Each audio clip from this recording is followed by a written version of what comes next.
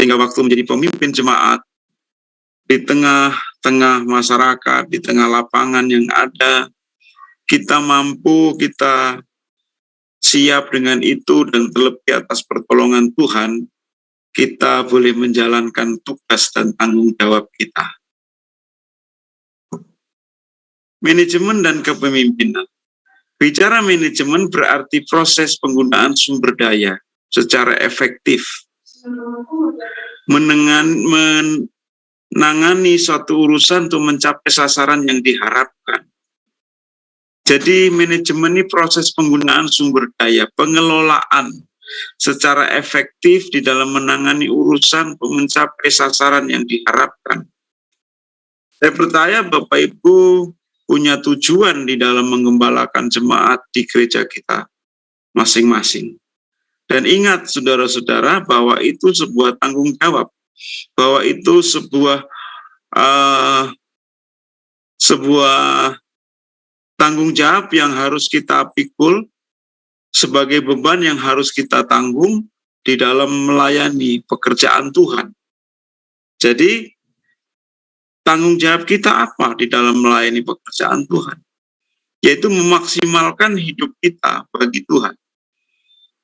Kalau kita lihat, ingat apa kata Tuhan di dalam Injil itu dikatakan, kasihilah Tuhan Allahmu dengan segenap hatimu, jiwamu, kekuatanmu, dan akal budimu. Yang sama dengan itu ialah hukum yang kedua, kasihilah sesama manusia. Di dalam kedua hukum inilah bergantung seluruh hukum Taurat dan kitab para nabi. Kata mengasihi Tuhan dengan segenap hati, jiwa, kekuatan, dan akal budi berarti bagaimana Bapak Ibu memaksimalkan hidup atau menggunakan sumber daya yang diberikan Tuhan kepada kita, itu dipakai secara efektif, itu dipakai secara efisien dan maksimal. Jadi kalau kita lihat di situ, kita harus memaksimalkan hidup kita bagi Tuhan. Yaitu salah satunya dengan manajemen, dengan mengatur dan mengelola apa yang diberikan Tuhan kepada kita. Jadi itu penting, sekali lagi,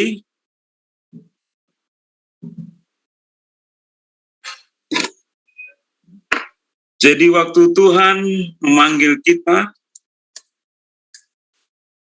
menebus kita, maka seluruh hidup kita ini harus maksimal dengan mencapai sasaran, yaitu surga.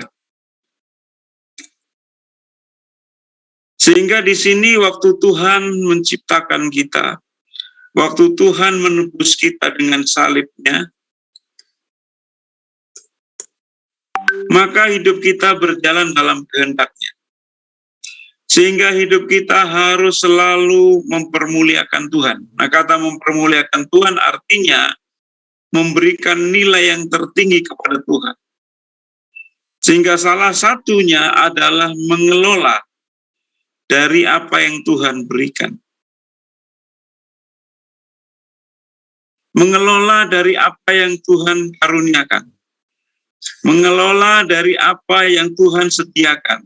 Nanti saya ajarkan tentang mandat mengelola dari kehidupan kita. Kalau kita tidak gunakan, Bapak Ibu, sama seperti kalau kita lihat dalam Matius pasal 25 tentang talenta. Di sana ada yang diberikan 1, 2, dan 5. Tapi yang 1 talenta tetap menjadi 1, bahkan dikubur di dalam tanah. Artinya apa yang dipercayakan Tuhan tidak dikelola dengan baik. Apa yang dipercayakan Tuhan tidak dikelola dengan efektif dan efisien. Sehingga disinilah kita letaknya tentang mengelola itu, atau dengan istilah manajemen. Ini sekali lagi istilah kerennya saja ini. Kalau artinya sama dengan mengelola sebenarnya. Jadi pemimpin itu harus punya kemampuan mengelola dengan baik, maksimal untuk Tuhan. Kalau tidak, maka kita sedang menyia-nyiakan apa yang diberikan Tuhan kepada kita. Jadi Bapak Ibu, Tuhan menciptakan kita, menebus kita dengan satu tujuan, yaitu surga yang utama, kekekalan di dalam Kristus. Dalam prosesnya itu, bagaimana kita sedang mengelola baik jemaat Tuhan yang dipercayakan, baik materi atau material yang dipercayakan kepada kita, sehingga kita dapat mengelola dengan baik untuk memuliakan Tuhan ini dengan satu tujuan akhir, yaitu surga atau kekekalan. Gitu. Tetapi kan pada tadi, kalau kita mau jujur, banyak waktu yang kita buang begitu saja. Banyak waktu yang kita sia-siakan. Banyak waktu yang sebenarnya tidak produktif. Artinya, waktu itu hanya berjalan begitu saja. Hanya menunggu besok matahari terbit, kita menunggu matahari terbenam, kita istirahat, besok nunggu begitu terus. Sehingga tidak ada kemajuan, sehingga tidak ada progres atau dinamika dari apa yang kita kerjakan. Sehingga nanti kemampuan Bapak Ibu mengelola ini, memanage ini penting sekali lagi. Apapun yang dipercayakan Tuhan akan mengalami satu pertumbuhan, perkembangan, dan progres yang baik kalau pengelolaannya baik. Tapi kalau kita tidak menggunakan itu, nanti saya jelaskan tentang pengelolaan sebentar. Bagaimana Tuhan mengajari kita mengelola, mengatur, mengolah, melipat gandakan. Dan itu tujuan Tuhan dalam hidup. Sehingga kalau cuma hidup, cuma cari senang, lebih baik tidak usah hidup. Karena tidak akan pernah berkenan kepada Allah.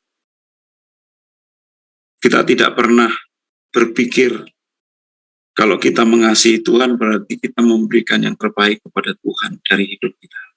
Maksimal untuk Tuhan. Jadi seperti itu. Sehingga kita lihat di sini, mengelola dan mengatur. Saya akan berpindah dulu tentang mandat mengelola itu. Begini. Bapak bisa perhatikan bahwa waktu manusia diciptakan oleh Tuhan, di dalam kitab Kejadian itu, dikatakan bahwa manusia itu baiklah kita menjadikan manusia menurut gambar dan rupa kita, supaya, nah ini perhatikan, di dalam kata supaya, mereka berkuasa atas ikan di laut, burung di udara, dan segala ternak, dan atas seluruh bumi, dan atas segala binatang yang merayap di bumi. Maka Allah menciptakan manusia menurut gambarnya, menurut gambar Allah diciptakannya mereka, dia laki-laki dan perempuan diciptakannya mereka. Allah memberkati mereka, lalu Allah berfirman kepada mereka, beranak cucu dan bertambah banyak, penuhilah bumi dan taklukkan itu. Nah, berkuasalah kembali ditulis yang sama seperti yang di atas ikan di laut, burung di udara, dan atas segala yang merayap di bumi. Nah, jadi di sini sekali lagi terdapat bagaimana manusia diberikan mandat, yaitu berkuasa dan menaklukkan ini. Kata berkuasa ini sebenarnya menaklukkan, dan menaklukkan ini sebenarnya mengelola. Berkuasa itu maksudnya mengelola apa yang ada, begitu. Ingat, itu dipakai kata kabas dan radah yang berarti menaklukkan dan mengelola sebenarnya. Sehingga di sini kata mengelola ini sama dengan manajemen itu, mengatur dan mengelolanya. Sehingga waktu manusia diciptakan Tuhan, sebenarnya mandat mengatur dan mengelola itu ada pada kita. Siapa yang pintar mengatur dan mengelola, ya dia terima berkatnya. Dia terima apa yang dia buat itu. Sehingga Allah memang menyediakan tanah, benih, sinar matahari, dan hujan. Tetapi mengolah tanah menjadi lahan untuk menabur dan menuai adalah bagian kita manusia. Tuhan menciptakan manusia bukan hari pertama, bukan hari kedua, tetapi pada hari ke-6 setelah semuanya ada. Karena Tuhan tahu manusia harus mengolah yang diberikan Tuhan kepadanya. Jadi kalau misalnya, kalau kita lihat manusia pengen makan ikan goreng, tiba-tiba ikan itu muncul di mulutnya, ikan goreng itu. Tapi dia harus mengambilnya, mengolahnya, dan sebagainya sampai menjadi sebuah makanan yang layak dimakan. Sama dengan kita, saudara-saudara. Mestinya manusia diberikan kecerdasan untuk mengatur dan mengelola, khususnya Bapak para pemimpin gereja. Mengatur apa yang diberikan Tuhan itu adalah apa yang disebut dengan mandat dari Tuhan. Sehingga pinter-pinterlah, pandai-pandailah mengatur apa yang diberikan Tuhan ini. Siapa yang bisa ngatur, ya dia yang diberkati. Jadi kembali kepada apa yang dikatakan Tuhan untuk mendasari tentang manajemen itu, pengelolaan itu. Jadi sekali lagi saya garis bawahi, kalau mendengar kata manajemen, jangan selalu berpikir itu bisnis, itu duniawi. Itu manajemen bahasa kerennya, bahasa sederhananya mengelola dan mengatur. Sehingga di sini siapapun Bapak Ibu yang telah dipercayakan memimpin jemaat, memimpin gereja, harus punya kemampuan mengatur dan mengelolanya. Seberapa besar itu tergantung kepercayaan Tuhan. Sehingga tugas kita bukan berapa besar, berapa banyak talenta, tapi berapa maksimal dan efektif dan efisien kita mengelola itu. Itu yang penting Bapak Ibu. Bukan masalah banyak. Kalau dipercayakan banyak, puji Tuhan. Karena semakin banyak semakin bermasalah sebenarnya. Jemaat itu kalau 10 kan 10 pikiran. 10 yang kita kelola dan tidak banyak bebannya. Tapi kalau 100 pikiran, 100 yang kita kelola, 100 masalahnya. Tapi kan banyak orang maunya yang banyak dari masalah. Tapi kalau dipercayai Tuhan, ya puji Tuhan. Gitu. Kalau memang Tuhan mempercayakan itu, berarti ada kemampuan yang diberikan Tuhan kepada kita. Tapi bukan berarti kalau kemampuan itu diberikan tanpa respon. Ingat apa yang diberikan talenta-talenta itu. Menyuruh segera pergi dan melipat gandakan dari talenta itu. Itulah manajerial itu, manajemen di dalam kepemimpinan Kristen. Dan saya harap kita semua bisa mengelola, bisa mengatur dengan apa yang diberikan Tuhan kepada kita. Apapun itu. Saya lanjutkan. Saya matangkan di sini dulu tentang mengelola ini. Jadi siapa yang pintar, siapa yang rajin, siapa yang memang memaksimalkan daya kelolanya, dia diberkati Tuhan. Ya. Mari kita lihat di sini kembali. Ini contoh saja saya berikan kepada Bapak Ibu. Kan seringkali kita bicara persepuluhan itu. Seolah-olah persepuluhan menjadi alat untuk melipat gandakan berkat. Tapi ingat bahwa berkat Tuhan yang kita terima 10-10 kita berikan kepada Tuhan. Tapi ingat, kalau kita mengatakan ini punya Tuhan 10%, bukan berarti 90% punya saudara. Ini pun punya Tuhan. Tetapi saudara diberikan mandat mengelola yang harus dikelola.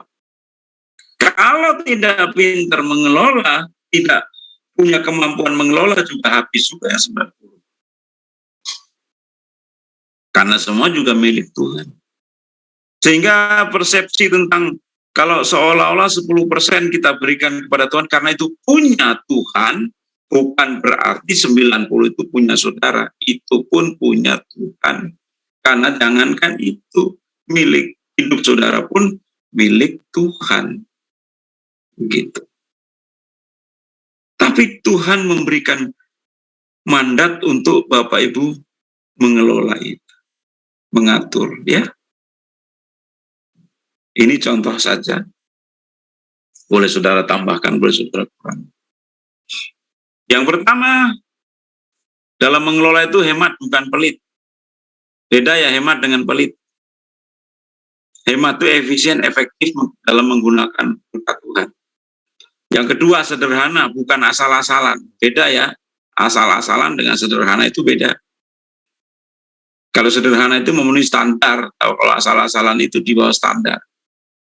Misalnya saudara ke gereja pakai baju tidur ya asal-asalan. Tapi bukan berarti kalau ke gereja pakai baju mewah, juga tidak. Sederhana. 3, pakailah uang Anda untuk sesuatu yang benar. Ingat, karena ini dipertanggungjawabkan kepada Tuhan. Uang saudara itu uangnya Tuhan. Bukan untuk saudara, tapi dikelola untuk kerajaan Allah, untuk perkara kekekalan. Pinter-pinterlah mengelola. Sehingga di sini Bapak Ibu, kalau dalam mengelola ini, apapun yang diberikan Tuhan, saudara kelola dengan baik. Pakailah untuk sesuatu yang benar. 4, menjaga benih untuk ditabur dan jangan ragu. Belajarlah untuk menabur supaya saudara menabur. Hasilkan uang dengan bekerja. Nah, kata bekerja itu maksudnya bagian dari mengelola.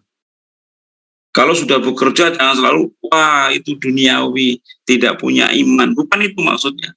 Menghasilkan uang dengan apa yang kita bisa kerjakan, kita lakukan untuk Tuhan dan pekerjaan. 6, semua hasil adalah untuk pekerjaan Tuhan dan berbagi kepada orang yang membutuhkan. Itulah pengelolaan dari apa yang kita terima dari Tuhan. Nah, perhatikan ini. Semut itu bisa jadi manajer. Mungkin saudara-saudara, kok bisa semut jadi manajer? Semut bisa ngatur masalahnya. Kapan dia mengumpulkan makanannya, kapan dia menggunakan makanan itu. Semut saja pinter loh ya, untuk jadi seorang manajer. Ya memang dia tidak ada manajer, tidak punya gaji, tapi bisa mengatur kapan dia mengumpulkan makanannya, kapan dia mengeluarkan makanannya. Hebat, saudara-saudara. Dan Salomo mencatat itu sebagai satu hal yang cukup luar biasa. Hai pemalas, pergilah kepada semut, perhatikan lakunya, jadilah bijak. Biarpun tidak ada pemimpinnya, pengaturnya, dan penguasanya. Perhatikan, dia nggak ada yang mimpin, nggak ada yang ngatur, nggak ada yang menguasainya, tapi pinter dia mengelola. Ia menyediakan roti di musim panas, karena banyak, dan mengumpulkan makanan pada waktu panen. Pinter dia. Hai pemalas, berapa lama lagi kau berbaring? Bilakah engkau akan bangun dari tidurmu?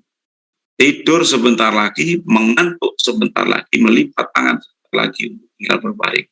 Maka datanglah kemiskinan orang seperti orang penyerbu dan kekurangan seperti orang bersenjata. Pergi kepada semut. Bagaimana dia bisa menyediakan roti pada musim panas dan mengumpulkan makanan pada waktu panen? Tidak ada dia kesusahan sehari, cukup sehari, besok punya kesusahan sendiri, sehingga hari ini harus dihabiskan semuanya. Tapi dia pintar mengatur, dia pintar mengelola. Sehingga kalau malas, pergi kepada semut. Saya berharap kita hamba-hamba Tuhan rajin. Tangan kita rajin. Supaya kita untuk mempermuliakan Tuhan dengan kehidupan kita. Jadi kalau semut pintar ngatur, mestinya kita lebih daripada itu. Bisa lebih ngatur ya. Jangan saudara punya berkat. Kalau misalnya sebenarnya kan mudah. Ya. Kalau orang punya gaji 3 juta, mestinya dia harus atur 3 juta dalam 1 bulan. Bisa sih dia makan sekali makan 1 juta. Berarti kan 3 hari saja habis. Selebihnya 27 hari. Ya, dia harus menunggu nasibnya. Sehingga kalau ibadah minggu pertama itu pujiannya burung-burung berkicau, ya terus apa itu, bunga-bunga bermekaran, karena tanggal muda. Kalau sudah mulai minggu kedua, sudah mulai nyanyi, apa itu, Allah kuasa melakukan segala perkara. Kalau sudah mulai minipis, ya, minggu ketiga udah mulai nyanyi lagi, ku tahu Tuhan pasti buka jalan, nyari jalan. Dan minggu keempat dia nyanyi, dalam Kristus kita saudara, supaya tidak ditagih temannya. Ya begitu, kalau tidak pintar ngelola, kalau tidak pintar ngatur. Sebenarnya kan Tuhan percayakan kita berkat besar kecil relatif. Tapi sejauh mana saudara punya seni di dalam mengelola, termasuk dalam pekerjaan Tuhan sama. Artinya di sini diperlukannya kecakapan kita di dalam mengelola itu. Jangan Tuhan semua sedikit-sedikit Tuhan. Nanti Tuhan yang ngatur. Kalau Tuhan yang ngatur, untuk apa saudara ada? Nanti berkatnya Tuhan yang ngatur. Kadang-kala kita terlalu rohani. Padahal untuk ngatur itu kan kita bisa ngatur, diberikan daya kelola itu. Mestinya bisa. Ya. Oke. Saya lanjutkan, masih tentang mengelola.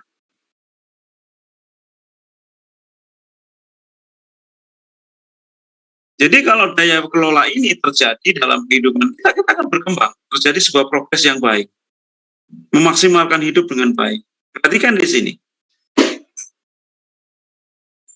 Paulus adalah seorang yang pandai mengelola. Ini tentang pemalas tadi, Mas. Sebab kamu tahu sendiri tahu bahwa bagaimana kamu harus mengikuti teladan kami.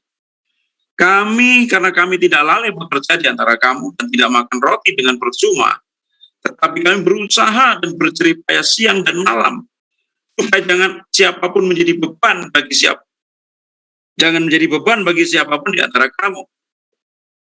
Bukan karena kami tidak berhak untuk itu, maksudnya untuk kolekte persembahan jemaat, melainkan karena kami mau menjadikan diri kami teladan bagi kamu supaya kamu ikuti. Ayat 10. Sebab juga waktu kami berada di antara kamu, kami memberi peringatan ini kepada kamu. Jika seorang tidak mau bekerja, janganlah ia makan. Itu yang diajarkan oleh Alkitab kita. Jadi mengelola ini bagian dari kehidupan kita. Nah, ini mari kita lihat di sini. Bapak Ibu, akibat dosa itu ada primer dan sekunder. Akibat dosa utama yaitu kematian kekal. Tapi akibat dosa yang lain banyak. Nah, kita lihat di sini Kejadian pasal 3:16-19. Sakit bersalin untuk ibu-ibu. 3, tanah terkutuk. 4, susah payah mencari rezeki. 5, berpeluh mencari makanannya. Sekali lagi kematian kekal dijawab oleh Tuhan Yesus di atas kayu salib. Sehingga Yohanes 1:29 berkata, lihat anak domba Allah yang menghapus dosa dunia.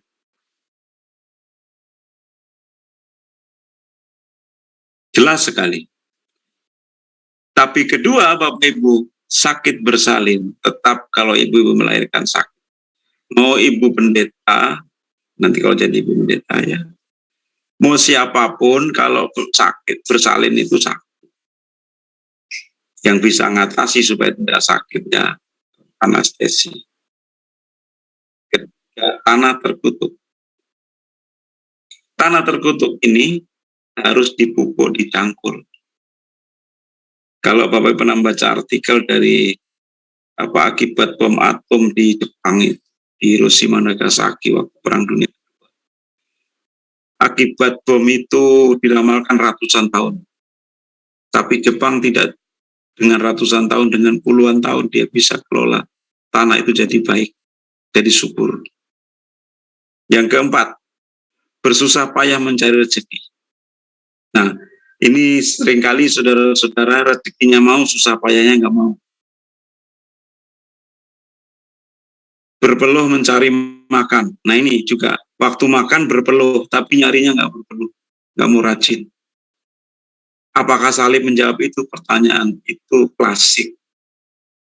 Salib Kristus menjawab kematian kekalnya mumpung masih panas-panasnya Paskah.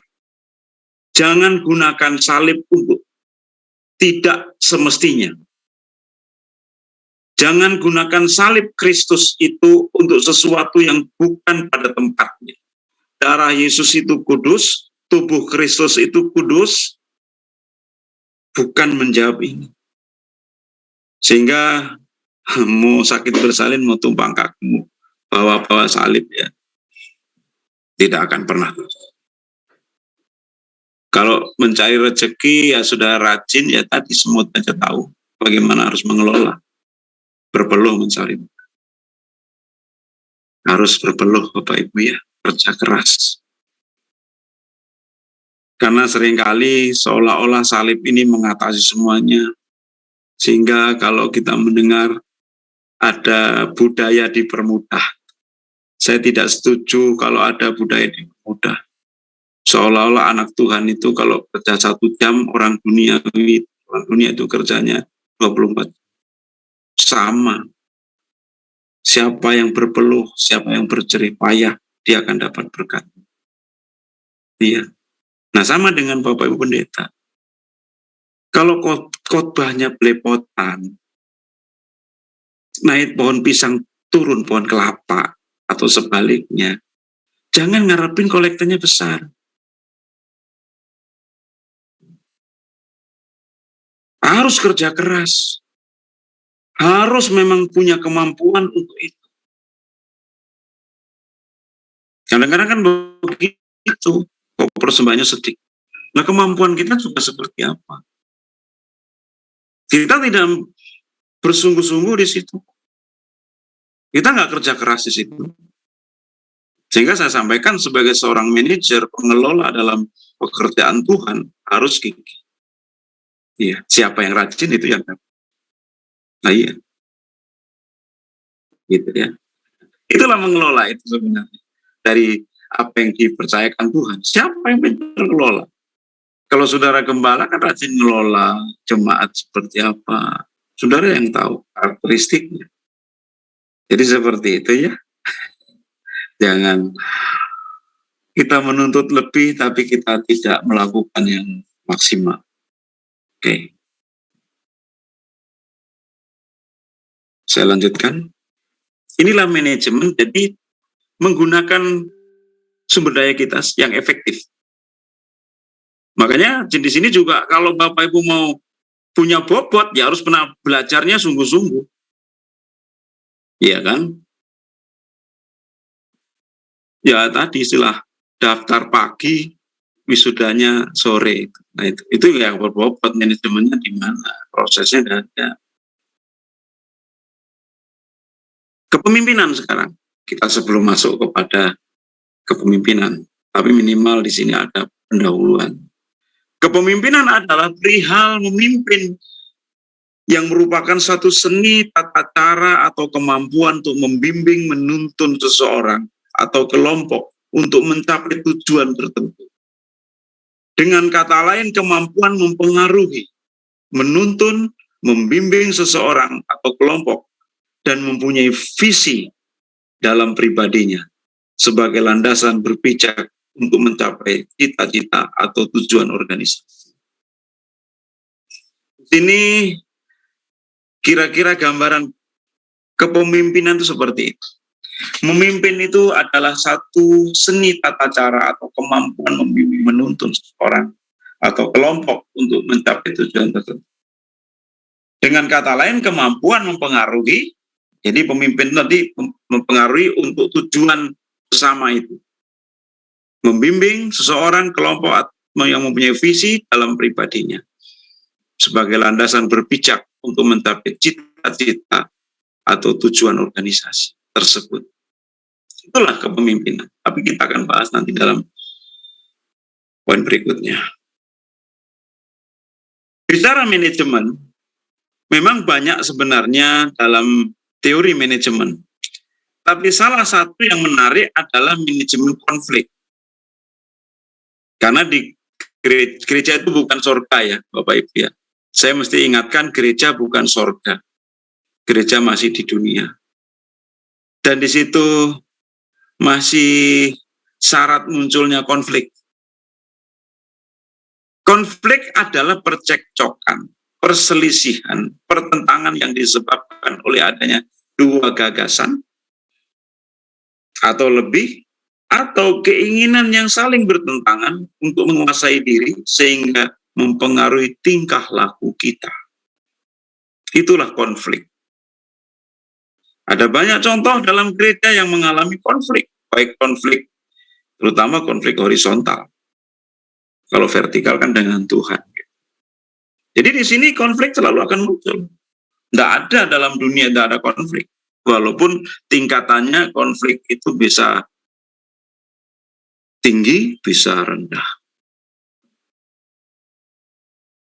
Jadi kalau tidak ada gereja tanpa konflik, tergantung besar dan kecilnya.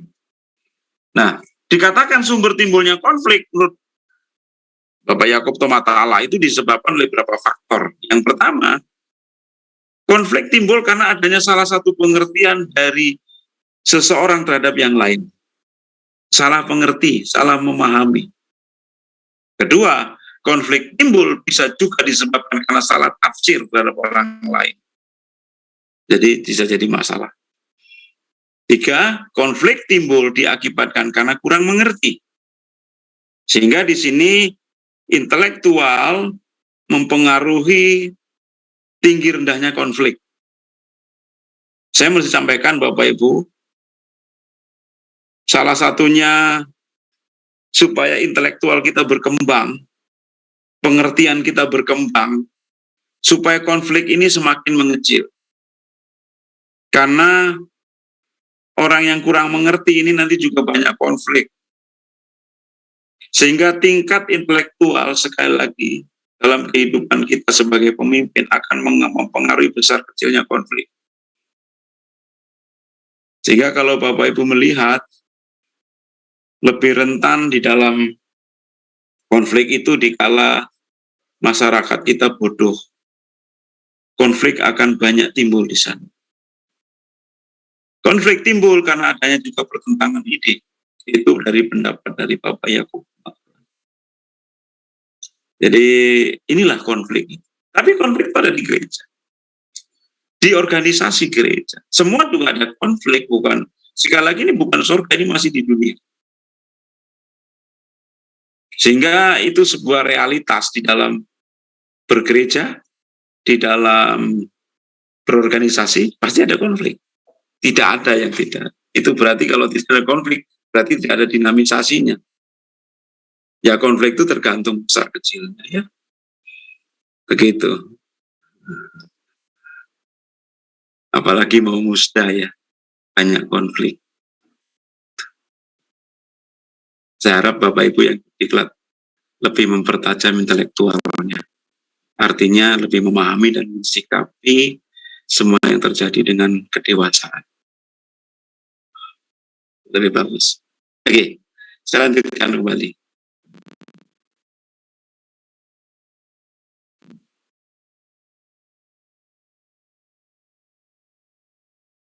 Menurut Sugianto Purwopitra, ini ahli-ahli manajemen konflik ya. Faktor-faktor mendorong timbulnya konflik itu keterbatasan sumber daya yang diperlukan bersama. Jadi keterbatasan sumber daya itu bisa menimbulkan konflik. Perbedaan tujuan masing-masing bagian. Sehingga diperlukan dalam sebuah organisasi, di dalam gereja, pemimpin rohani, menyatukan semua tujuan dan mengerjakan bersama. Supaya konfliknya itu tidak banyak, kecil. 4. Berkaitan masing-masing kegiatan. Karena tidak ditunjang dengan tujuan yang sama. Masing-masing punya tujuan. 4. Perbedaan dalam menilai dan persepsi. Nah ini juga sama. Gaya individual apalagi. Masing-masing punya gaya dan model. Ketidakjelasan dalam organisasi. Kalau saya sampaikan ketidakjelasan dalam organisasi, tidak menyinggung organisasi apapun dan siapapun. Tetapi kalau organisasi itu tidak ada kejelasan di dalam peraturan, di dalam berbagai hal yang menggerakkan organisasi itu, maka mendorong timbulnya konflik itu ada. Sehingga diatur dengan namanya ADART atau anggaran dasar rumah tangga dalam setiap organisasi. Organisasi apapun. Ya kita sih gereja lokal tidak ada ADART, ya, kan kita skupnya tidak besar.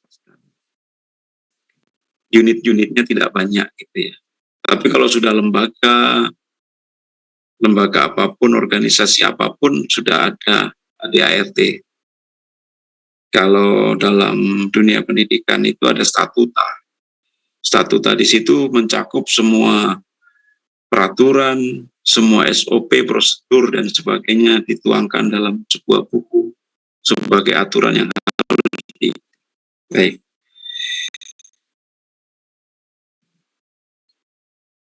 Aspek manajemen nanti saya bahas di pendekatan manajemen Kristen. Pengelolaan, mempelajari manajemen secara baik. Sekali lagi, mempelajari manajemen bukan sesuatu yang tabu, tapi justru diperlukan bagi seorang pemimpin untuk mengelola dan mengatur. Sehingga Bapak Ibu tidak salah Bapak Ibu membaca buku-buku tentang manajemen. Itu perlu ya buat kita untuk menambah wawasan. Ya, jangan buku yang lain yang saudara baca, buku yang kepemimpinan, leadership, gitu ya, manajemen, yang menyangkut misalnya ilmu komunikasi, organisasi, administrasi itu dibaca.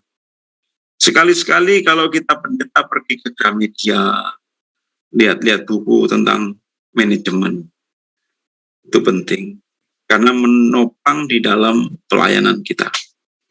Kedua, mempelajari dan memahami firman Tuhan di dalam Alkitab kita. Sekali lagi, karena ini bicara tentang gereja, bicara Kristen, berarti Alkitab sebagai dasarnya. Yang ketiga, manajemen menjadi penghubung dan letaknya firman Tuhan sebagai dasar dari setiap aspek dan pemikiran kita.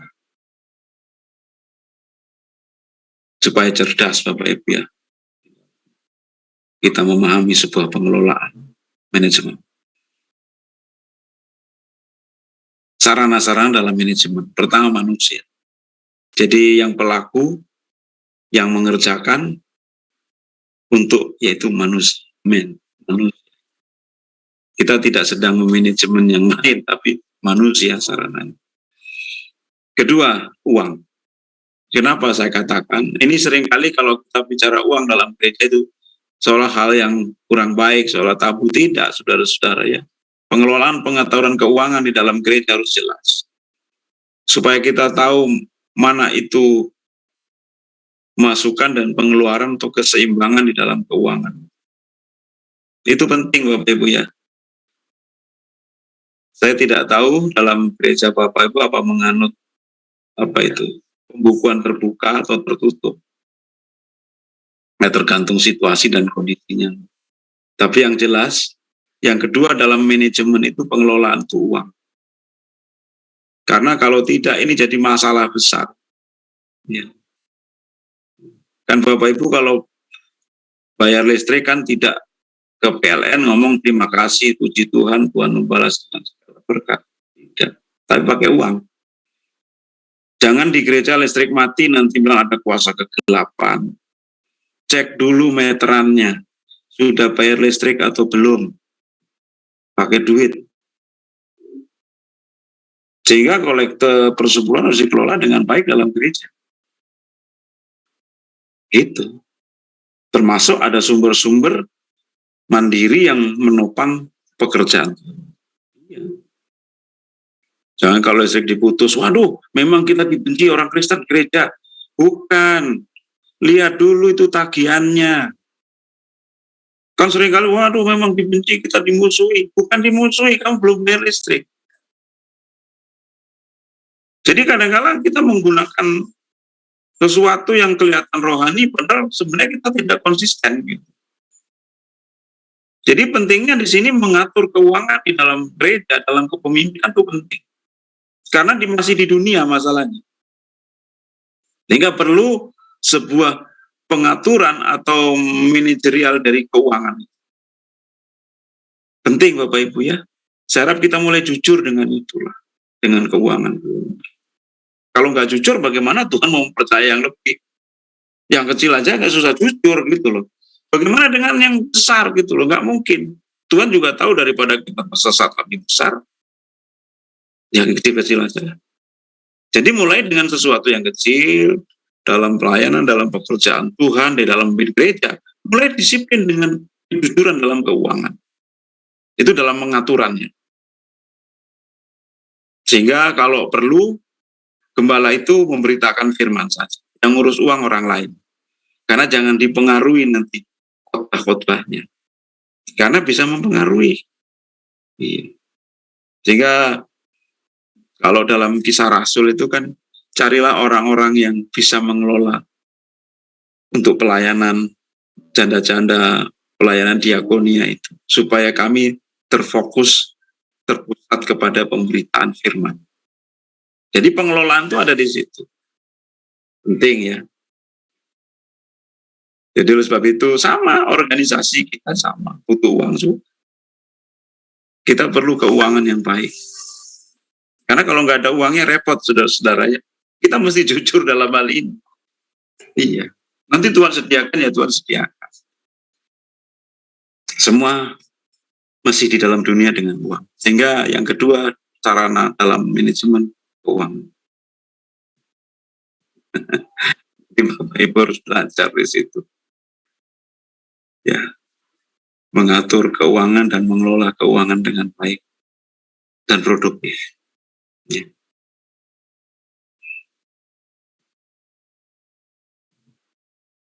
Material itu bahan-bahan, kita butuh bahan-bahannya dalam gereja maupun mesin itu maksudnya alat-alat yang membantu kita. Itu lebih baik. Kelima metode, carilah cara yang mudah. Jangan yang mudah dibikin rumit. Buat metode-metode yang baik dalam manajemen. Jangan bikin susah sendiri. Atau dalam istilah lebih apa itu, jangan menggali lubang kubur sendiri. Saya kalau bimbing anak-anak buat karya ilmiah itu, tesis maupun skripsi, ingat ya, jangan kamu gali kubur sendiri. Maksudnya jangan yang mudah itu kamu persulit, bagaimana yang sulit. Buat segala sesuatu itu, artinya dengan metode itu bisa menolong kita lebih baik.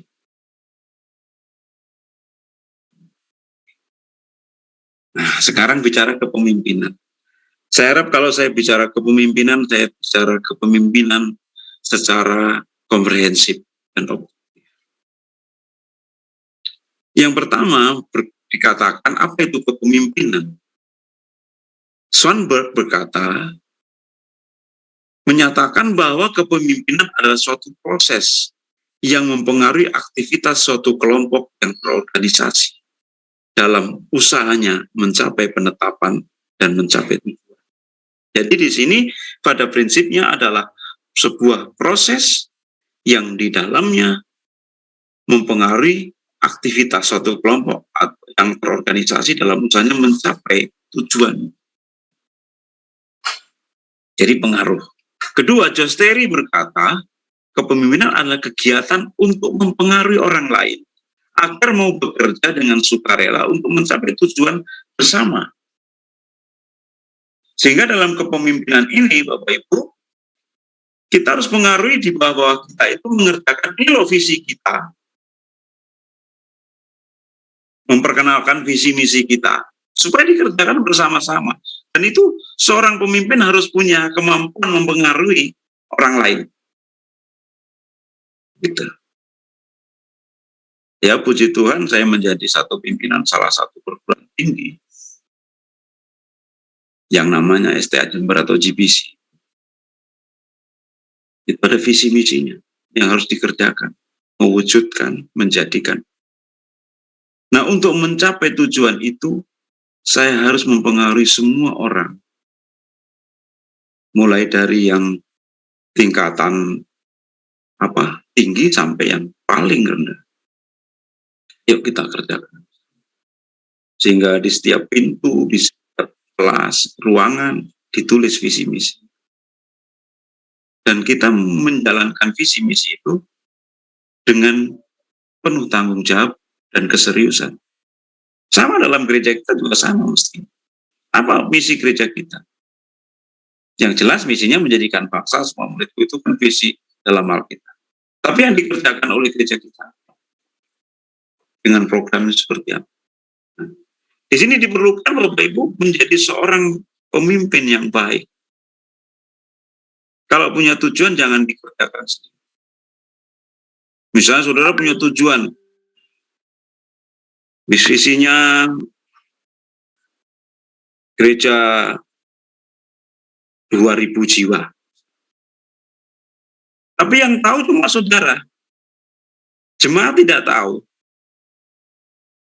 Terus siapa yang mengerjakan visi itu? Saudara memberitakan Injil sendiri? Tidak mungkin. Tapi semua harus kerjasama mengerjakan itu. Itulah seorang pemimpin. Nah, Robert Tannenbaum berkata begini, dan Irving R.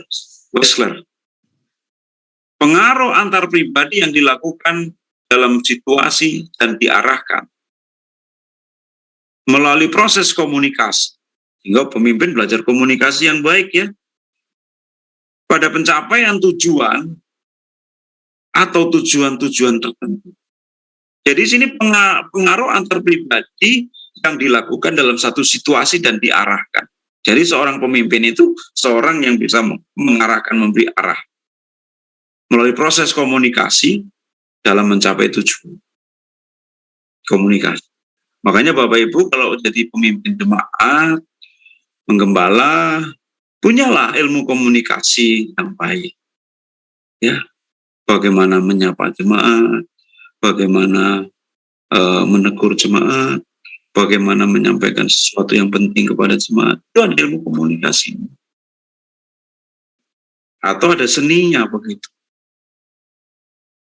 Jadi itu penting. Kedua, kepemimpinan adalah merupakan penggunaan keterampilan seseorang dalam mempengaruhi orang lain untuk melaksanakan sesuatu yang sebaik-baiknya sesuai dengan kemampuan. Jadi di sini bagaimana itu sebuah keterampilan yang harus dilatih, yang harus dicoba, yang harus dilakukan untuk mempengaruhi orang lain untuk melaksanakan tadi sesuatu yang menjadi tujuannya. Ayo kita sama-sama kita kerja. Ayo sama-sama kita lakukan. Begini loh caranya, ini loh metodenya, ini loh yang kita harapkan. Semua harus tahu. Gitu. Definisi dari kepemimpinan adalah kepemimpinan di atas adalah dipandang sebagai proses interaktif yang dinamis dalam 3 dimensi. Dimensi pimpinannya, bawahannya, dan situasinya. Sehingga teori dalam kepemimpinan tidak selalu sama di dalam penerapannya karena dimensi ada situasi. Di sini diperlukan kita memahami dimensi pimpinan, bawahan, seperti apa, dan situasinya. Sehingga di sini akan berbeda-beda di dalam penerapan teori kepemimpinan. Melihat sikonnya dulu. Situasinya. Nah, kepemimpinan adalah kemampuan dan seni dalam mempengaruhi, membimbing, serta mengarahkan orang lain bergerak mencapai tujuan bersama yang telah dicanangkan. Dalam definisi ini dapat dijelaskan bahwa pertama, kemampuan yang dapat dicontoh dalam hal misalnya kepribadian, integritas, komitmen, loyalitas, karisma, keinginan, dan sebagainya. Dan memiliki visi misi yang jelas. Jadi kalau Bapak Ibu menjadi seorang pemimpin, miliki visi dan misi yang jelas, sehingga itu yang dapat kita kerjakan atas pertolongan Tuhan. Jadi yang kedua, kemampuan di dalam memimpin, yang kedua adalah seninya. Seni karena memiliki pengetahuan, keterampilan, berbagai teknik dalam mempengaruhi, membimbing dan mengarahkan orang lain bekerja sama dalam kepatuhan, kepercayaan, kehormatan secara dinamis untuk tujuan yang direncanakan. Jadi pemimpin itu selain punya kemampuan memimpin, tapi juga ada seni dalam mempraktekkan itu semua. Jadi kalau seorang pemimpin ya tidak bisa lurus-lurus ngomongnya. Harus ada seninya juga. Seni mempengaruhi orang lain itu, membimbing, menuntun, mengarahkan. Jadi untuk mengerjakan dialog itu lebih bagus. Iya. Kalau pemimpin dengan yang dipimpin tidak terjadi ini, maka gagal. Dia nggak bisa buat sesuatu. Secara kemampuan tidak ada, seninya nggak ada. Jadi kalau Bapak menjadi pemimpin, dua hal harus dipahami, kemampuan dan seni. Kita bisa idealis, kita mungkin bisa perfeksionis ya, tetapi hati-hati. Kita harus punya seni di dalamnya, tanpa kompromi. Artinya, bagaimana mempengaruhi orang-orang yang di sekeliling kita melaksanakan tujuan bersama atau tujuan yang direncanakan. Gini loh, gitu. Ya. Oke. Nah, sekarang kita bicara teologi kepemimpinan.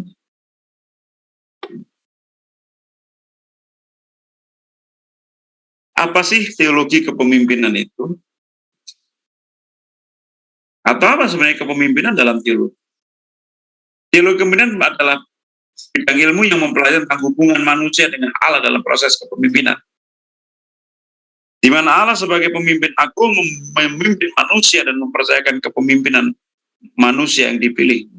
Nah, di sini dalam teologisnya sebenarnya setiap pemimpin itu adalah yang dipercayakan Tuhan dan dipilihnya. Itu yang benar. Jadi nantinya pemimpin itu tidak lepas dari kepercayaan Tuhan dan siapa yang dipilihnya. Suka tidak suka itu yang mau tidak mau itu yang terjadi. Jadi kalau kita sering melihat ada pemimpin misalnya contoh presiden kita lah. Siapa yang kenal Bapak Joko Widodo dalam beberapa tahun yang silam itu? Nggak ada yang kenal. Tapi kok tiba-tiba jadi presiden? Artinya cepat itu. Iya, karena pemimpin itu semua ingat, apalagi pemimpin, apalagi saudara sebagai kepala jemaat, memimpin umat Tuhan, tidak lepas dari apa yang dipercayakan dan dipilih.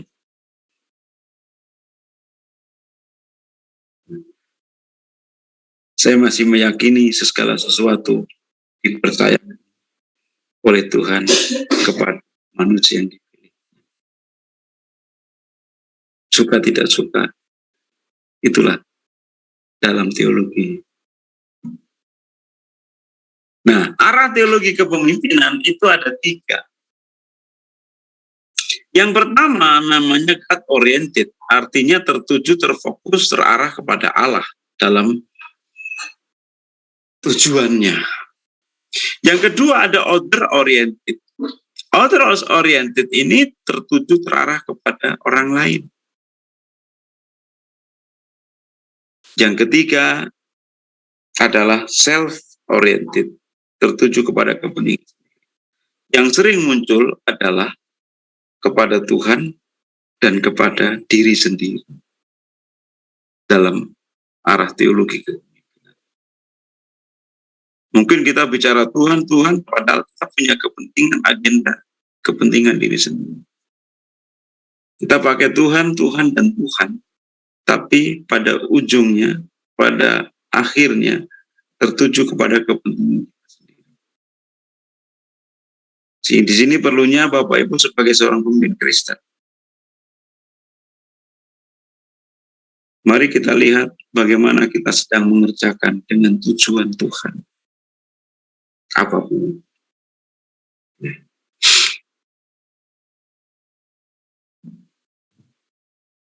Ini God-oriented, self-oriented, dan others-oriented.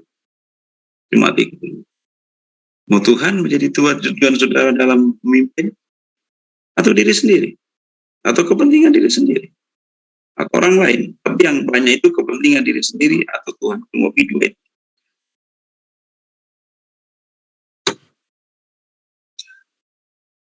Dasar teologi tentang kepemimpinan. Yang pertama, panggilan sebagai pemimpin. Kedua, Alkitab sebagai dasar teologi kepemimpinan. Ketiga, dasar etika moral teologi kepemimpinan. Sehingga di sini Bapak Ibu, kita lihat yang pertama panggilan sebagai pemimpin.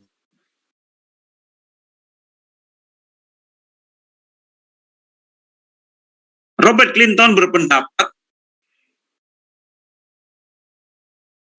bahwa pemimpin Kristen adalah seorang yang dipanggil Allah sebagai pemimpin dan ditandai dengan pertama kapasitas pemimpin. Kedua, tanggung jawab sebagai pemberian Allah. Yang ketiga, memimpin suatu kelompok umat Allah. Yang keempat, mencapai tujuan Allah. Jadi Bapak Ibu, pemimpin tidak lepas yang pertama adalah dipanggil Tuhan menjadi. Sehingga tidak kebetulan Bapak Ibu menjadi pemimpin di dalam gereja sebagai pemimpin jemaat. Itu suatu hal yang luar biasa. Dan itu sekali lagi, ingat, kapasitas memimpin harus dibangun. Tanggung jawab sebagai pemberian Allah. Tanggung jawab. Memimpin satu kelompok umat Allah. Mencapai tujuan Tuhan. Kalau tidak, kita akan sia-sia.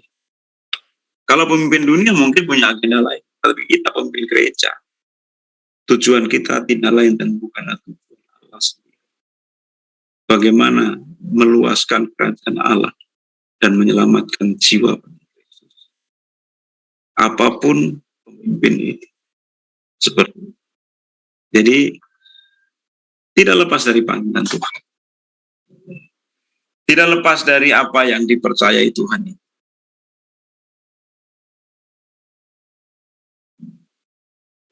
Dua. Atau saudara sudah tidak percaya kalau pemimpin itu dipercayakan Tuhan. Tuhan. Jangan kita kehilangan kebenaran Allah itu. Ya. Ingat, pemimpin adalah dipanggil Tuhan dan dipercayai oleh Tuhan. Saudara jadi gembala itu, puji Tuhan sekali. Pemimpin jemaat itu, puji Tuhan, masih diberi kepercayaan itu. Sehingga apapun datang dari Tuhan. Ya, seperti itu. Sama saya masih meyakini apa yang dipercayai Tuhan dan dipilih oleh Tuhan. Kadang-kala di luar kemampuan dan nalar. Kadang-kala Tuhan izinkan dalam segala sesuatu, bahkan pemimpin itu bisa bengis, bisa jahat, bisa. Tapi itulah Tuhan menjadikan pemimpin kita. Gitu ya. Baik, kita lanjut. Jadi yakinilah dan percayailah, termasuk diri kita. Saya dipercayai Tuhan. Saya dipilih Tuhan memimpin. Baik, kita lanjut.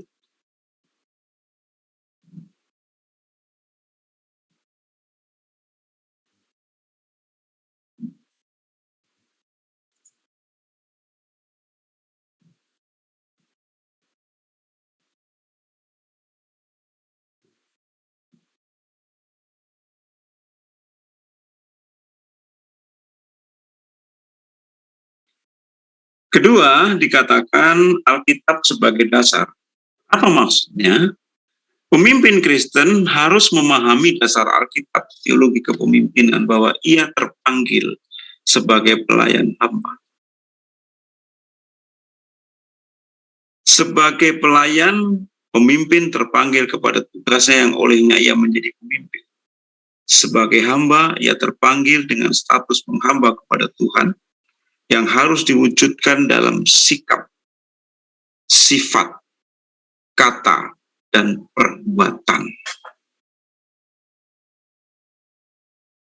Kalau Bapak Ibu hamba Tuhan, dia wujudkan dalam sifat, dalam kata, dan perbuatan. Kita sebagai seorang pemimpin hamba. Kedua, pemimpin Kristen harus memiliki motivasi dasar Alkitab, teologi, yakni pertama, membina hubungan. Jangan menganggap seorang lebih dari yang lain, tapi menganggap bahwa kita butuh orang lain, sehingga kita membina hubungan, relationship, relasi perlu Bapak Ibu ya, relationship-nya, relasinya penting. Seorang pemimpin harus punya relasi yang baik dengan yang lain, dengan orang dipimpinnya, orang lain pada umumnya. Jadi di sini kita melihat sekali lagi bahwa membina hubungan dengan orang yang dipimpinnya atau seorang bawahannya atau dengan orang lain. Yang kedua, mengutamakan pengabdian. Jadi pengabdian ini menjadi hal utama dalam kepemimpinan Kristen. Mengabdi, mengutamakan kepengabdian, menekankan bahwa kerja adalah fokus, prioritas, sikap, serta tekanan utama, sehingga ia mengabdikan diri untuk memerankan tugas kepemimpinan dengan sungguh-sungguh. Etos kerjanya bagus begitu. Mau orang lihat atau tidak lihat, orang perhatikan tidak perhatikan, bahwa saudara dan saya sedang dipanggil menjadi seorang pemimpin. Nah, di situ harus memiliki etos kerja yang baik, memiliki satu nilai pengabdian yang tinggi kepada Tuhan. Gitu. Kerja saja, tidak ada masalah. Kan kita lakukan itu. Gitu. Kan kita kadang mikir, aduh, dilihat nggak sama orang? Nggak perlu. Siapa dirimu, itulah identitasmu. Sehingga kalau Bapak Ibu menunjukkan kerja yang baik, pelayanan kita juga pasti maju. Pengembalaan kita pasti lebih baik kalau kita menekankan etos kita, kerja kita yang baik. Jangan tadi istilahnya sendiri cuma menghitung jenggot berapa yang sudah numbuh, berapa yang dicabut. Kalau berdua sudah mulai main satu, bertiga trio, berempat main kartu. Etos kerja kita dinilai oleh Tuhan, Bapak Ibu. Ya. Jadi Bapak Ibu calon pendeta harus kerja keras, termasuk saya harus kerja keras. Karena kan ingat, kenapa kerja keras? Itu salah satunya kesempatan diberikan Tuhan terbatas. Saya sering sampaikan kepada Bapak Ibu seperti es batu itu. Es batu itu akan mencair, mau digunakan atau nggak digunakan tetap jadi air. Saudara pasti mati. Saudara melayani Tuhan dengan sungguh, mau bekerja dengan etos kerja yang baik atau tidak. Sehingga di sini diperlukan etos kerja yang baik. Ada nyanyi, bekerjalah selama hari siang, kita patut mengerjakan pekerjaan terus. Pemimpin Kristen harus memahami proses dasar teologi kepemimpinan serta memiliki keterampilan memimpin. Nah, ini Bapak Ibu, keterampilan itu memang dari Tuhan juga, tapi diajari juga. Ya harus mengetahui tujuan. Sehingga sesuatu, apapun yang Bapak Ibu buat, ingat, harus mengetahui tujuannya apa. Tujuan akhirnya apa. Ya. Tujuannya di mana gitu.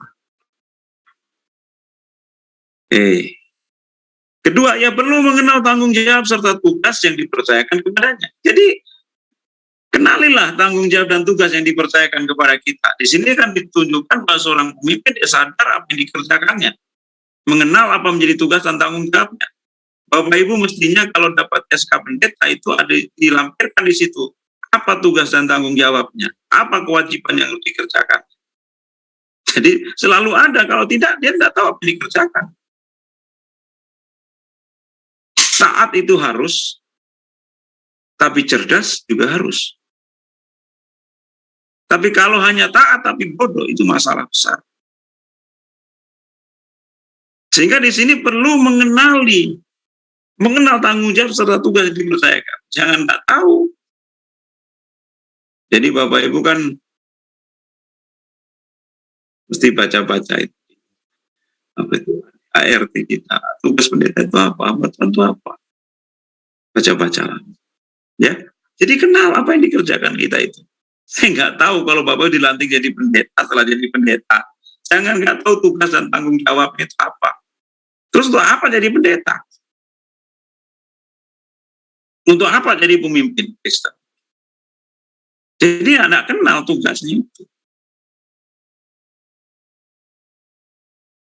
Mungkin perlu dibuat kali ya.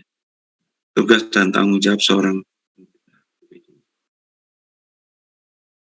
Supaya tahu. Nah, ia harus berupaya mengenal setiap orang yang dipimpinnya. Bapak Ibu mesti kenal siapa yang saya pimpin. Jangan tidak kenal. Ia harus mengerti dengan baik bagaimana caranya menciptakan hubungan yang baik dan kondusif. Jangan bikin onar, jangan bikin chaos, jangan bikin kacau. Tapi seorang pemimpin akan selalu berusaha menciptakan hubungan yang baik dan kondusif. Jangan suka melempar bola panas. Jemaat itu kan jangan justru gembala jadi provokator. Dia yang lempar masalah, lalu masalah itu menjadi sebuah bola panas di dalam jemaat. Baik-baik kalau kita membuat kondusif. Damai. Jangan suka melemparkan bola berduri itu di tengah jemaat. Kalau pura-pura kita menyelesaikan, padahal kita juga yang lempar masalah.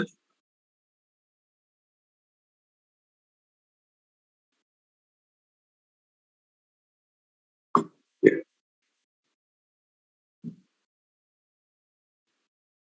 Dasar etikanya, dasar perilaku etika moral kepemimpinan Kristen adalah pribadi Yesus Kristus. Jadi saudara, dalam beretika sebagai pemimpin, lihatlah Yesus itu sebagai pemimpin. Kedua, orientasi dan pendekatan etika moral teologis bersifat aktif yang berlaku dalam menerapkan kepemimpinan Kristen dalam segala bidang hidup. Partisipasi ya. Ketiga, dinamika etika moral teologi kemudian terwujud oleh adanya transformasi hidup. Nah, ini penting Bapak Ibu. Bicara transformasi hidup, perubahan itu yang dibuktikan dengan pertobatan, pembaharuan, pemulihan hidup serta semangat kerja. Jadi ada selalu perubahan di dalam kepemimpinan Kristen. Artinya perubahan yang membawa kebaikan adalah suatu progres yang baik begitu. Perwujudan dasar etika moral harus dinyatakan dalam sikap, hati, kata, dan perbuatan. Mari perhatikan. Transformasi atau karakteristik kepemimpinan transformasional. Yang pertama, kalau Bapak Ibu mau terjadi sebuah perubahan dan ada dinamisasi dalam kepemimpinan kita, karakteristiknya seperti ini. Pertama, mengidentifikasikan dirinya sebagai akan berubah. Jangan menyuruh orang lain berubah kalau kita tidak berubah. Kan seringkali kita hanya mendorong-dorong orang berubah, padahal kita tidak berubah. Tapi mulai dengan karakteristik ini, mengidentifikasi dirinya sebagai agen perubahan. Kita mulai merubah diri. Kita mulai membaharui hidup kita. Yang kedua, memiliki sifat berani. Berani ini bukan berani nekat, bukan. Artinya bisa berkata iya di atas iya, tidak di atas tidak. Untuk sebuah kebenaran. Berani. Ya, saya senang dengan orang-orang idealis. Dan tadi, perfeksionis itu sebenarnya. Dia akan menjadi orang yang pemberani, berani menyatakan sikap. Mempercaya orang lain. Seorang pemimpin harus bisa belajar mempercaya orang lain. Jangan orang lain itu seolah dianggap lebih rendah. Tuhan mempercayakan orang-orang sekeliling kita untuk menolong. 4. Bertindak atas dasar sistem nilai, bukan atas dasar kepentingan individu atau atas dasar kepentingan dan desakan kroni atau kelompok. Bapak Ibu kalau menjadi pemimpin, objektiflah dalam menilai segala sesuatu. Bukan karena individu, karena kepentingan kelompok, kroni-kroninya, KKN itu. Tapi lihatlah dalam objektivitas di dalam bertindak berdasarkan nilai itu. Berikan reward kepada yang berhak menerima reward. Berikan punishment atau hukuman atau disiplin kepada mereka yang disiplin. Seperti itu. 5. Meningkatkan kemampuan secara terus-menerus sepanjang hayat. Jangan pernah berhenti belajar. Orang boleh berhenti sekolah, tapi tidak boleh berhenti belajar. Iya. Belajar itu sebuah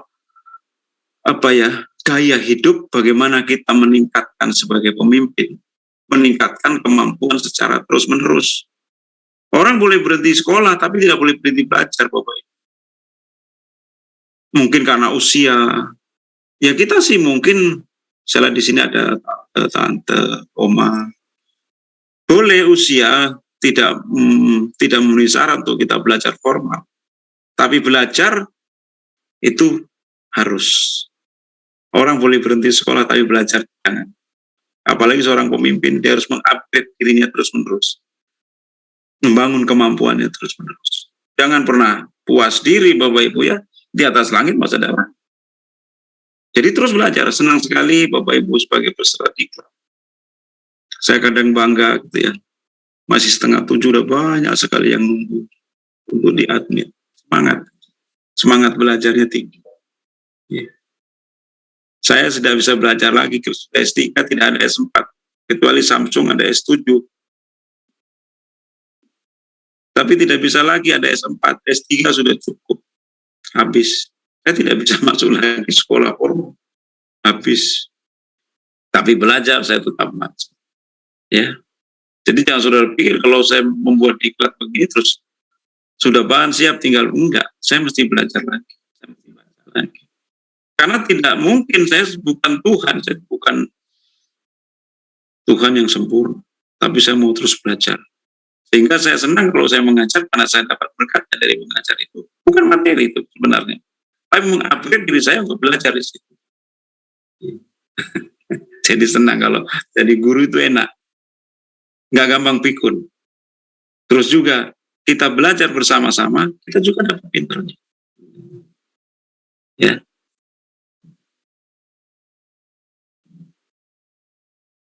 Memiliki kemampuan untuk menghadapi situasi yang rumit, tidak jelas dan tidak menentu. Jadi Bapak Ibu harus ada tantangan di dalam kepemimpinan itu. Untuk menjadi pemimpin yang mau berubah. Ada perubahan. 7. Memiliki visi dan tujuan. Milikilah tujuan dalam gereja global kita. Milikilah tujuan di dalam pengenalan kita. Milikilah tujuan dalam memimpin jemaat kita.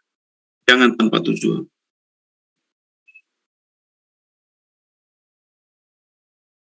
Nah, ini model kepemimpinan Yesus. Model kepemimpinan Yesus itu bukan satu, banyak. Dia sebagai hamba, dia juga sebagai gembala. Dia juga sebagai pendidik, dari guru atau rabi. Dia punya penata layanan yang baik. Pemulihan, ada visinya, ada misinya, ada kasihnya.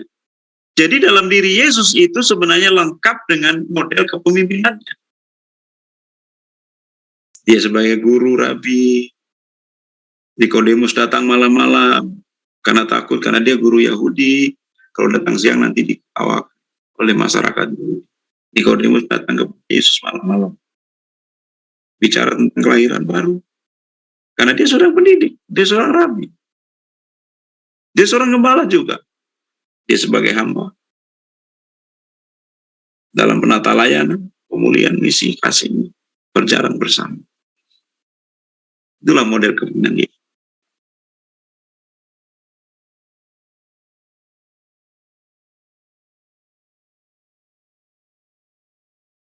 Oke, kita lanjutkan.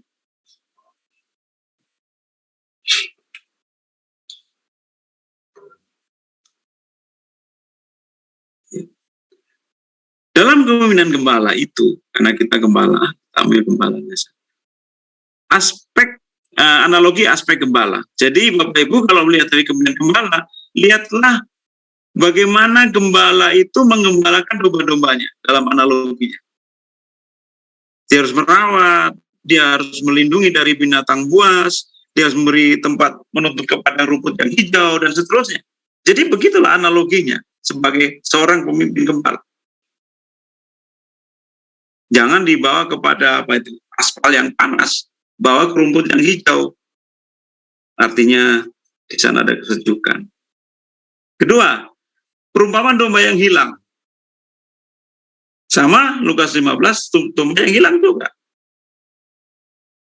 Nah, domba yang hilang ini, lihat sang gembala mengambil yang satu, meninggalkan yang 99. Tapi ini harus dipahami secara objektif juga.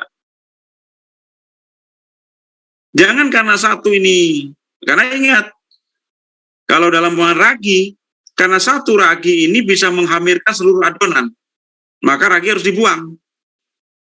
Sehingga artinya begini, kalau domba yang hilang, bagaimana Yesus ingin mengajar bagaimana mahalnya jiwa itu di hadapan Tuhan.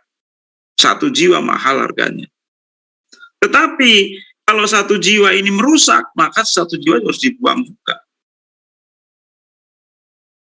Karena satu ragi menghamirkan seluruh adonan ini. Merusak. Jadi lihat-lihat, jangan semua disamakan. Yohanes pasal 10 sebagai gembala yang baik. Nah, pandangan Petrus tentang kepemimpinan gembala. Menjaga kawanan domba. Jadi kalau bicara kepemimpinan gembala di dalam Alkitab itu cukup banyak. Cukup banyak lagi, ya. Jadi gembala yang baik, belajar dari apa dikatakan Alkitab. Nah, 1 Petrus pasal 5 ini saya pisahkan sendiri.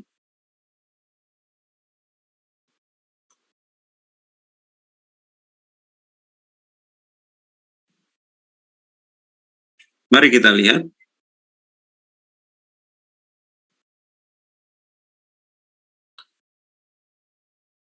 Nah, prinsip pengembalaan tadi dalam 1 Petrus itu menarik buat kita. Yang pertama, pengembalaan itu merupakan kehendak Allah. Nanti kalau saudara baca 1 Petrus pasal 1 ayat 1, pasal 5 ayat 1 sampai 4, ringkasannya seperti ini. Pertama, pengembalaan bukan kehendak Allah. Merupakan kehendak Allah dan bukan kehendak diri sendiri. Jadi itu jelas ya. Dalam teologi pastoral sudah saya sampaikan ini. Jadi pengembalaan itu merupakan kehendak Tuhan. Jangan mau jadi gembala kalau memang Tuhan tidak menghendaki atau memanggil saudara menjadi gembala. Jangan mau sendiri. Tapi jelas ini, bukan karena kehendak diri sendiri, tapi ada kehendak Tuhan. Kedua, menggembalakan bukan untuk mencari keuntungan, tapi untuk pelayanan dan pengorbanan. Bukan profit. Bukan mencari keuntungan, tapi adalah pelayanan dan pengorbanan. Jadi kalau menggembala, yang pertama karena kehendak Tuhan. Saya menjadi gembala. Kedua, bukan mencari keuntungan, tapi pengorbanan atau pelayanan. Yang ketiga, pengembalaan bukan dengan cara memerintah atau otoriter, tapi dengan cara memberikan teladan atau contoh. Jadi kalau pengembala itu kasih contoh, bukan otoriter, bukan cuma nyuruh-nyuruh. 4, upah pengembalaan adalah mahkota yang tak layu, bukan hari ini. Kalau Bapak Ibu mengembalakan jemaat, Jangan memandang menikmati hasil pengembalaan hari ini. Ingat, upah kita adalah mahkota yang tak pernah layu dari Tuhan Yesus. Jangan pernah mengatakan menikmati hasil pengembalaan hari ini. Karena apapun yang dipercayakan Tuhan belum selesai. Sehingga kalau orang menikah, saya selalu katakan berjuang. Kalau mati baru selamat berbahagia. Sama di dalam mengembalakan jemaat. Kita tidak sedang, kalau maaf ya, kalau merintis seolah-olah menabur. Kalau sudah mulai banyak jemaatnya, banyak kolektifnya itu menikmati cakwa. Upah dari penggembalaan itu adalah mahkota yang layu. Baca baik-baik 1 Petrus pasal 5 itu. Kalau Bapak Ibu memenuhi apa yang dikatakan Alkitab, tapi ya terserah saudara. Kalau dia nggak menikmati, silahkan. Tapi saya sampaikan apa yang dikatakan Alkitab seperti itu. Sampai mati. Jadi upahnya besar di surga. Sekarang tidak ada orang, jarang nyanyi upah besar di surga, mahkota yang tak layu. Karena nggak menarik.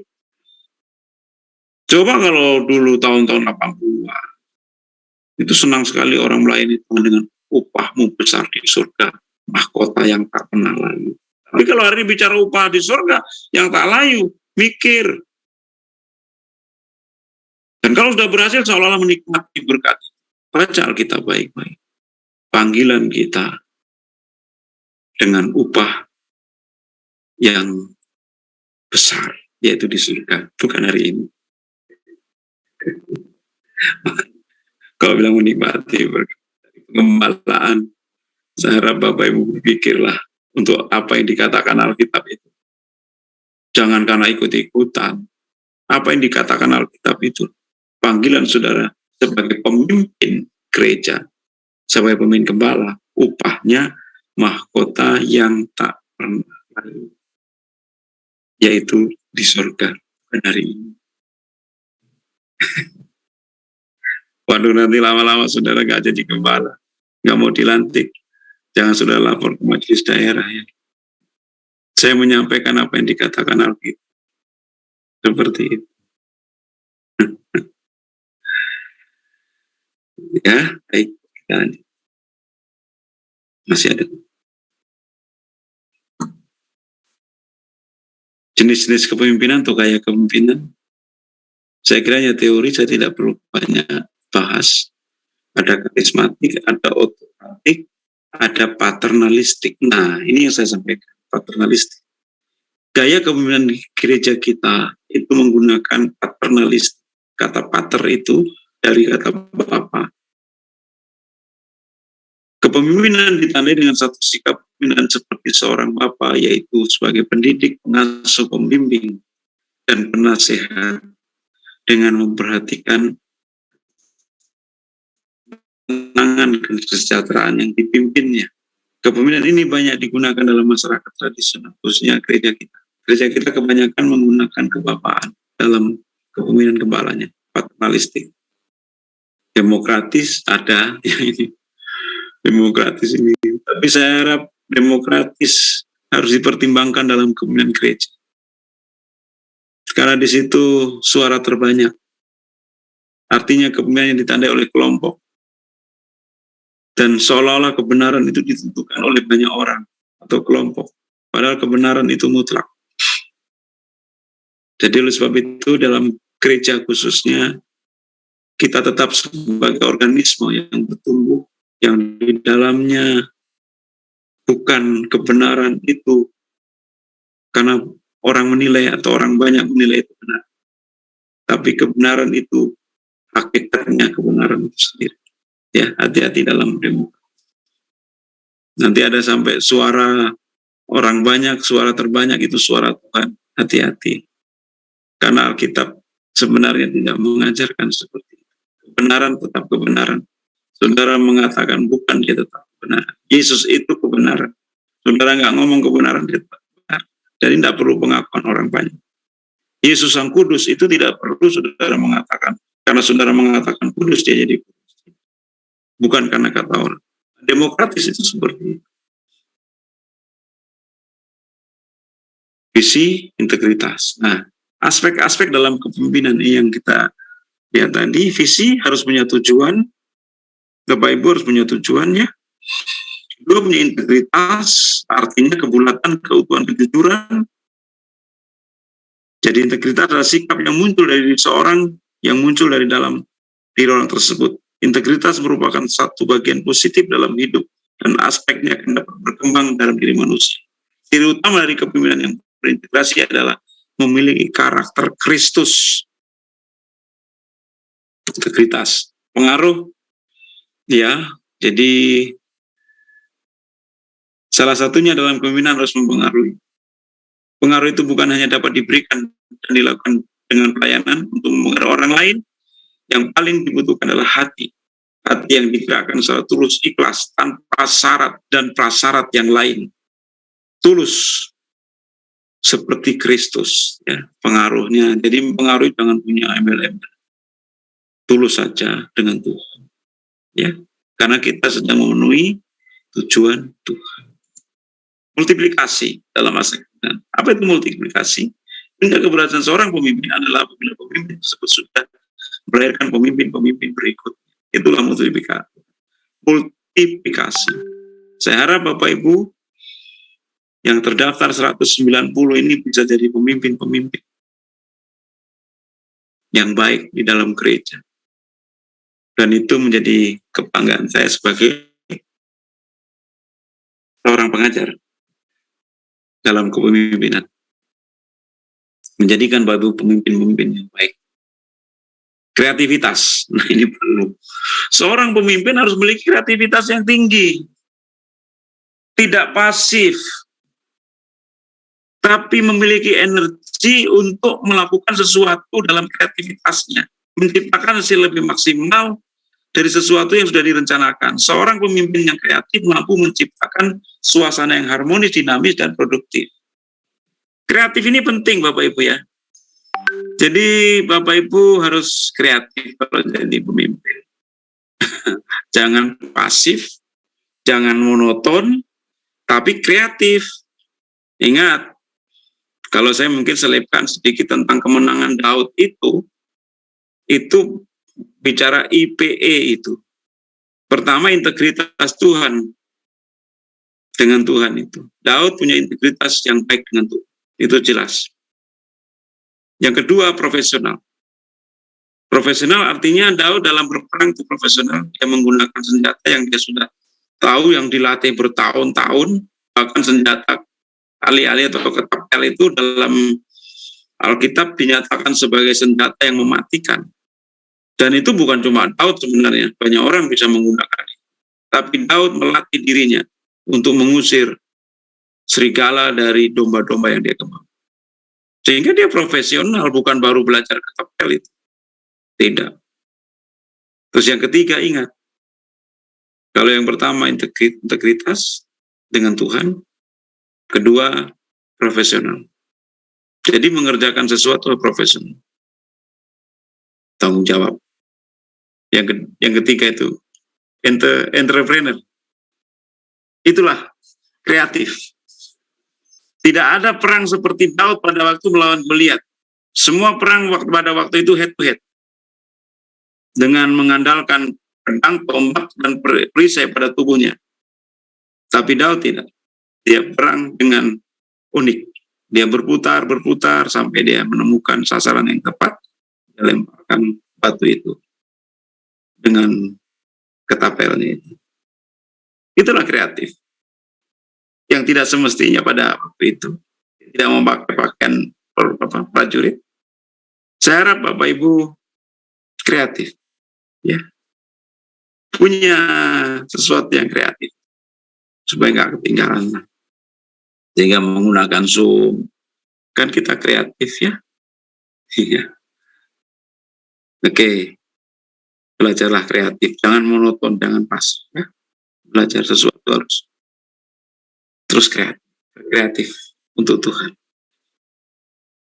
Sebagai terakhir ini.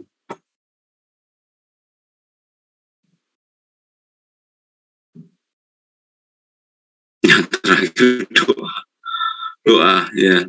Banyak yang izin doa ke Jogja itu, doa apa tuh? Doa puasa. Doa lah. Tapi harus kreatif juga. Ya, doa adalah senjata terampuh dan sekaligus tembok pertahanan yang kuat bagi seorang. Banyak lah.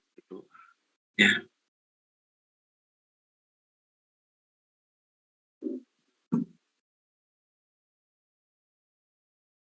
Saya kira ini tidak saya sampaikan, cukup dibaca juga sudah mengerti. Ya. Nah, terakhir hanya 4 slide. Peran dan tanggung jawab pemimpin gereja. Pemimpin sebagai administrator, artinya menyadari bahwa banyaknya jumlah waktu yang digunakan dalam segi-segi yang lebih kelihatan duniawi. Pemimpin harus menyediakan waktunya untuk berbicara dengan orang-orang tentang masalah yang bagi mereka penting. Jadi harus waktu untuk berpikir, pentingnya inisiatif dan gagasan. Sebagai administrator. Yang kedua, sebagai organisator. Itu tugas tanggung jawab pemimpin gereja. Organisator yang efektif tentunya. Ya, mengorganisir. Yang ketiga, sebagai pembuat keputusan. Memang jadi pemimpin tidak mudah, saudara-saudara ya. Jadi pemimpin itu sebagai terakhir pembuat keputusan. Jadi kalau terjadi sesuatu, terakhir pemimpin harus mengambil sikap dan keputusan. Ya. Ini berat, saudara-saudara. Berat. Karena saya mengalami masalah. Mengalami ya saya sebagai pemimpin yang tertinggi, satu lembaga perguruan tinggi, teologi kan. Kalau sesuatu sudah mentok, lari-larinya pasti ke pimpinan yang terakhir. Buat keputusan bukan hal mudah.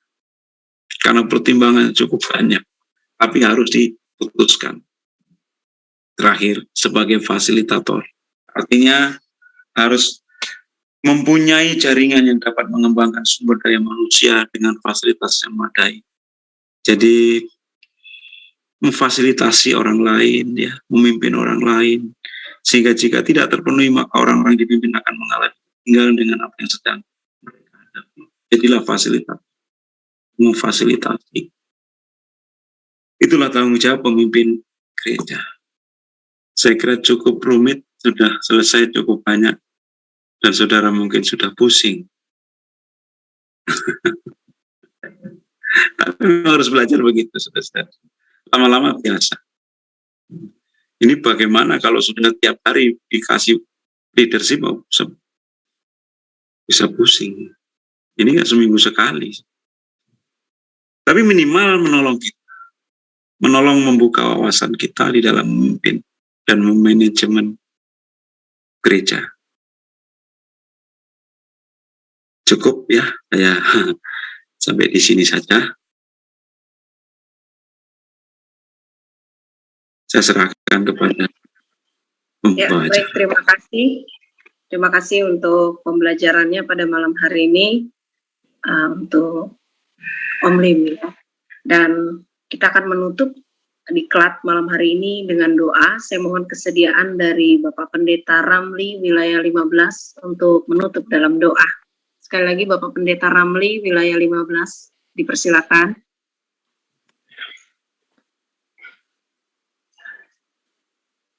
Baik.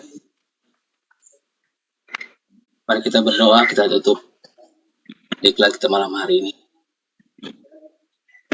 Segala pujian syukur kami naikkan kepadamu Bapa. Terima kasih malam hari ini kami boleh belajar. Terima kasih Tuhan. Ini semua karena anugerah-Mu Tuhan, biarlah lewat pembelajaran yang kami terima malam hari ini Tuhan, ini boleh menjadi bekal di dalam kami melayani Engkau Bapa. Terima kasih Tuhan. Malam hari ini kami berdoa buat hamba-Mu, guru kami, pengajar kami, Tuhan berkati, Tuhan terus pakai dalam pelayanan, agar terus boleh menjadi berkat Bapa. Terima kasih Tuhan, kami bersyukur diklat malam hari.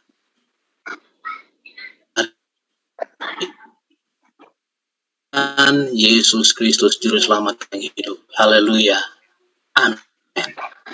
Amin. Puji Tuhan, terima kasih. Sampai jumpa di kelas Belum difoto. pada hari Jumat. Foto. Bisa. Foto dulu. Ya, difoto dulu, silakan.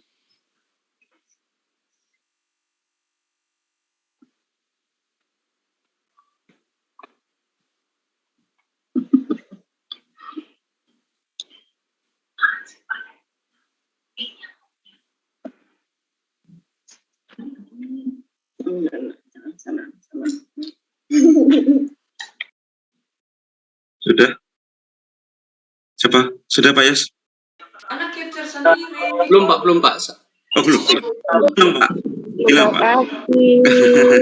Belum. Selamat Thank you Om Lim, thank you, Tuhan berkati. Terima kasih Om Lim, Tuhan berkati.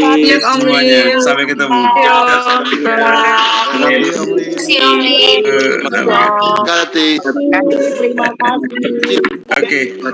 Terima kasih.